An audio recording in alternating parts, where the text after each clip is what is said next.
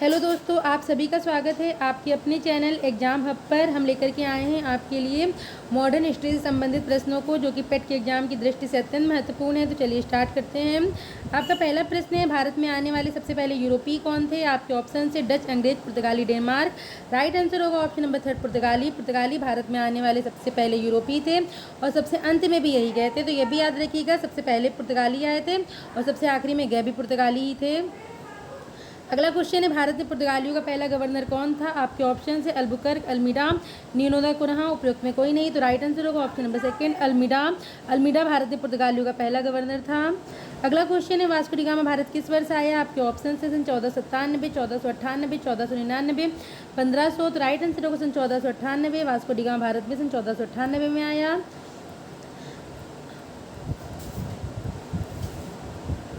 अगला क्वेश्चन है, हॉकिंस सूरत किस जहाज़ से आया था? आपके ऑप्शन से फैक्टर, होम्स, हेक्टर, बेस्ट। तो आपका राइट आंसर होगा ऑप्शन नंबर 3 हेक्टर। हॉकिंस सूरत में हेक्टर नामक जहाज़ से आया था। सन 1608 में आया था और पहुंचा किसके दरबार में था? ये पहुंचा था जहांगीर के दरबार में और पत्र एक लेकर के आया था, जो कि पत्र लेके आया था ये अकबर के नाम। तो याद रखिएगा, हेक्टर नामक जहाज़ से हॉकिंस आया था सूरत में, सन 1608 में आया और जहांगीर के दरबार में पहुँचा था। अगला क्वेश्चन है, अंग्रेजों ने भारत में पहली फैक्ट्री कहाँ स्थापित की? आपके ऑप्शन हैं सूरत, मसूलीपट्टनम, कोचीन, हुगली। देखिए, यहाँ अंग्रेजों ने भारत में पूछा है, मुगल भारत में नहीं पूछा है, भारत में पूछ रहा है। तो अंग्रेजों ने भारत में अपनी पहली फैक्ट्री मसूलीपट्टनम में स्थापित करी थी और ये स्थापित करी थी सन 1611 में, याद रखिएगा। अगला क्वेश्चन है, मुगल भारत में अंग्रेजों ने पहली फैक्ट्री कहाँ स्थापित की गई थी? यहाँ पूछा गया मुगल भारत में, जहाँ पर मुगलों की शासन था। तो आपके ऑप्शन है मसूलीपट्टनम, सूरत, कोचीन, हुगली। तो आपका राइट आंसर होगा ऑप्शन नंबर 2 सूरत। 1613 में इन्होंने सूरत में पहली फैक्ट्री स्थापित करी। अगला क्वेश्चन है, कोलकाता शहर की स्थापना किसके द्वारा की गई? तो कोलकाता शहर की स्थापना जॉन चार्नक के द्वारा की गई, सन 1690 में की गई। 3 गाँव थे, नाम याद रखिएगा, सूतानाती, कालीकाता और गोविंदपुरी को मिला करके कोलकाता की स्थापना की गई। अगला क्वेश्चन है, पहली डच फैक्ट्री कहाँ स्थापित हुई? आपके ऑप्शन है मसूलीपट्टनम, पुलिकट, नागापट्टनम, हुगली। तो इसमें आपका राइट आंसर होगा मसूलीपट्टनम। मसूलीपट्टनम में सन 1605 में पहली डच फैक्ट्री स्थापित की गई। अगला क्वेश्चन है, विदारा का युद्ध कब हुआ? आपके ऑप्शन है सन 1759, 60, 61, 62। आपका राइट आंसर होगा ऑप्शन नंबर 1 सन 1759 में डच व क्लाइव जो कि अंग्रेज था, इन दोनों के मध्य में विदारा का युद्ध हुआ। अगला क्वेश्चन है, प्लासी का युद्ध कब संपन्न हुआ? आपके ऑप्शन हैं 1756, 1757, 1758, 1759। उसमें राइट आंसर होगा सन 1757। सन 1757 में प्लासी का युद्ध संपन्न हुआ, जो कि युद्ध हुआ था अंग्रेज जो कि क्लाइव था वर्सेस सिराजुद्दौला जो कि बंगाल का नवाब था। इन दोनों के बीच में हुआ था। इसमें अंग्रेज विजित होते हैं और सिराज पराजित होता है। अंग्रेज प्लासी के युद्ध को प्रथम क्रांति का नाम देते हैं, जबकि ये एकमात्र धोखा था जिसमें सिराज को धोखे में रखा गया था। अगला क्वेश्चन है, बक्सर का युद्ध कब संपन्न हुआ? आपके ऑप्शंस हैं सन 1761, 1764, 1762, 1763, 1764। तो आपका राइट आंसर होगा ऑप्शन नंबर 4 सन 1764। बक्सर का युद्ध सन 1764 में संपन्न हुआ और ये भी संपन्न हुआ था अंग्रेज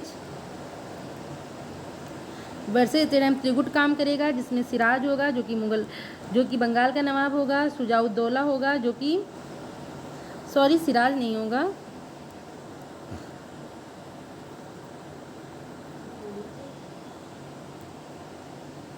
इसमें त्रिगुट होगा, जिसमें एक होगा मीर कासिम जो कि बंगाल का नवाब होगा, दूसरा होगा शुजाउद्दौला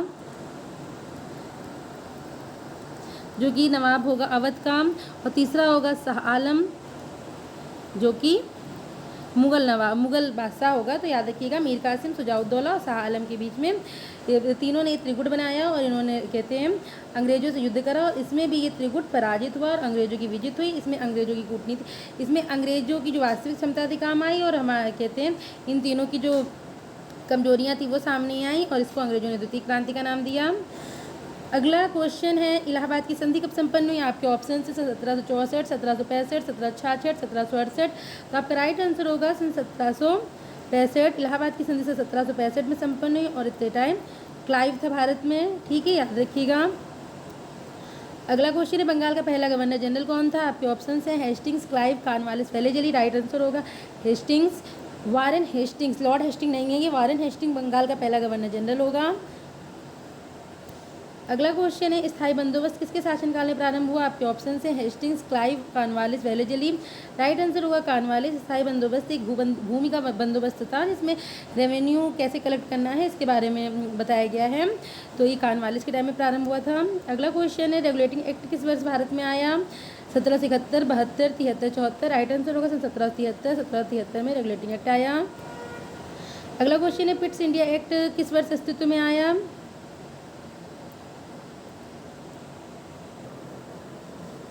आपके ऑप्शन हैं 1784, 1785, 1786, 1788। तो पिट्स इंडिया एक्ट 1784 में अस्तित्व में आया। अगला क्वेश्चन है ईस्ट इंडिया कंपनी पर दोहरे शासन की शुरुआत कब हुई? इसमें पूछ रहे ईस्ट इंडिया कंपनी पर कब दोहरे शासन की शुरुआत हुई? तो सन 1784 के पिट्स इंडिया एक्ट के तहत हुई, जिसके तहत एक बोर्ड ऑफ कंट्रोल का गठन किया गया। और जो रेगुलेटिंग एक्ट था जो 1773 में आया था उसके तहत पहले ही बोर्ड ऑफ डायरेक्टर का गठन किया जा चुका था, और इन दोनों का ही कार्य ईस्ट इंडिया कंपनी की एक्टिविटी पर ध्यान देना था। तो इस तरीके से ये ईस्ट इंडिया कंपनी इनके प्रति उत्तरदायी थी। इस तरीके से ईस्ट इंडिया कंपनी पर दोहरे शासन का प्रारंभ हुआ। और भारत पर जो दोहरे शासन का प्रारंभ अगर कभी आपसे पूछ लें तो वो होता है इलाहाबाद की संधि के तहत। इलाहाबाद की संधि के तहत भारत पर दोहरे शासन का प्रारंभ होता है।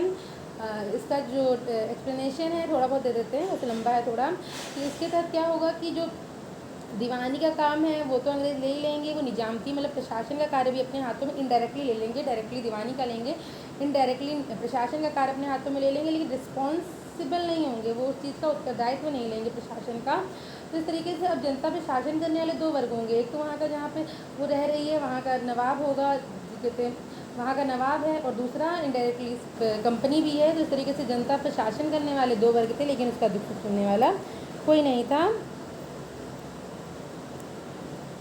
अगला क्वेश्चन है आपके सामने निम्नलिखित में से किसने एशियाटिक सोसाइटी ऑफ इंडिया की स्थापना करी? इंपॉर्टेंट क्वेश्चन है। तो इसमें ऑप्शन हैं Warren Hastings, Cornwallis, William Jones. उपयोग में कोई नहीं। राइट आंसर होगा विलियम जोन्स। विलियम जोन्स द्वारा एशियाटिक सोसाइटी ऑफ इंडिया की स्थापना की गई, और किसके शासनकाल में की गई? वारेन हेस्टिंग जब गवर्नर जनरल था तो उस टाइम में विलियम जोन्स द्वारा एशियाटिक सोसाइटी ऑफ इंडिया की स्थापना की गई। अगला क्वेश्चन है भारत में पहली मदरसा की स्थापना कब की गई? आपके ऑप्शन हैं किसके द्वारा की गई? Cornwallis, Warren Hasting, Jonathan Duncan. उपयुक्त में कोई नहीं। तो आपका इसमें राइट आंसर होगा option number 3 Jonathan Duncan. Jonathan Duncan के द्वारा भारत में पहले मदरसा कोलकाता मदरसा की स्थापना की गई। अगला क्वेश्चन है कानवालिस की कब्र किस स्थान पर स्थित है? आपके ऑप्शन हैं वाराणसी, गाजीपुर, कानपुर, लखनऊ। तो आपका इसमें राइट आंसर होगा गाजीपुर। यूपी के गाजीपुर में कानवालिस की कब्र स्थित है। इंपॉर्टेंट क्वेश्चन है। अगला क्वेश्चन है निम्नलिखित में से किसको भारत में सिविल सेवा का जन्मदाता कहा जाता है? आपके ऑप्शन हैं हेस्टिंग्स, कॉर्नवालिस, क्लाइव, लिलिथ को। तो इसमें आपका राइट आंसर होगा ऑप्शन नंबर 2 कॉर्नवालिस को भारत में सिविल सेवा का जन्मदाता कहा जाता है। अगला क्वेश्चन निम्नलिखित में से किस गवर्नर जनरल के टाइम या समय में सहायक संधि शुरुआत हुई? ऑप्शन से वेलेजली, क्लाइव, हेस्टिंग्स। उपरोक्त में कोई नहीं। राइट आंसर होगा ऑप्शन नंबर 1 वेलेजली। वेलेजली के टाइम में सहायक संधि की शुरुआत हुई। अगला क्वेश्चन है टीपू सुल्तान किसका पुत्र था? आपके ऑप्शन हैं हैदर अली, फर्रुख सिंह, बाजीराव द्वितीय। उपयुक्त में कोई नहीं है। तो राइट आंसर होगा हैदर अली। हैदर अली का पुत्र टीपू सुल्तान था, और इन दोनों ने मिलकर के मैसूर पर शासन किया, अंग्रेजों से 4 युद्ध लड़े। अगला क्वेश्चन है मद्रास की संधि के द्वारा किस युद्ध का अंत हुआ? आपके ऑप्शन हैं अंग्रेज मराठा युद्ध, प्रथम अंग्रेज मराठा युद्ध, द्वितीय अंग्रेज मराठा युद्ध, प्रथम अंग्रेज मैसूर युद्ध, द्वितीय अंग्रेज मैसूर युद्ध। इसमें राइट आंसर है ऑप्शन नंबर 3 प्रथम अंग्रेज मैसूर युद्ध का अंत जो है वो मद्रास की संधि के तहत होगा।